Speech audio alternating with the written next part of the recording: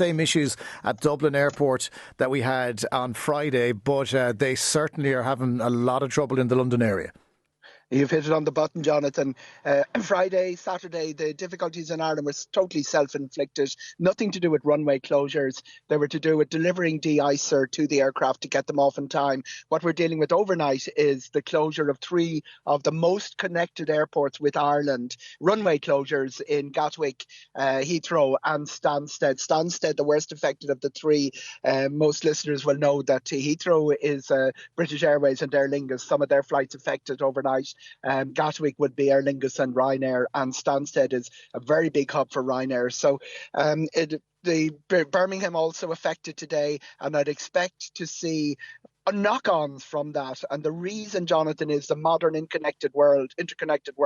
In the old days, a flight took off from Dublin to Heathrow and came back again. The way particularly Ryanair operates is that aircraft take off and land 6 times a day going in different directions. So you could be somewhere which is completely unconnected with the big snow in southeast London, but because Stansted is such a big base for Ryanair, your flight will be affected. An example would be Hamburg, home to Dublin last night.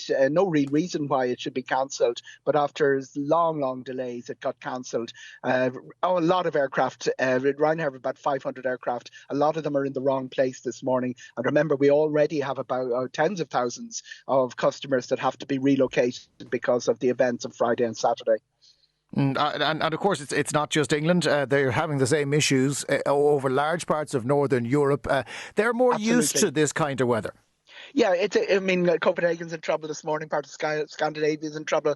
There is a readiness to cope with snow and ice. I think I was de-iced 4 times taking off from Helsinki last March. Not you personally now. Yeah, absolutely. That was the plane. Me personally, as well as the air. No, but the reality is, it's a sight to behold for anyone who loves aviation. Where they de-ice an aircraft on the runway, takes off, de-ice the next one on the runway, and they're de-icing before they come. They're very good at it. Obviously, what happened on Friday in Dublin is largely what Conor was saying. It's been quite a while since we had an event like this. 2018 was the last time we had runway closures in Dublin Airport. So with all the restaffing and the staff that were lost and getting the skill sets back, it was a little bit slower than it should have been at the weekend. What we're dealing with this morning, a little bit different. Runway closures, first of the season, and the way the cold snap is going to pan out during the week, it's going to be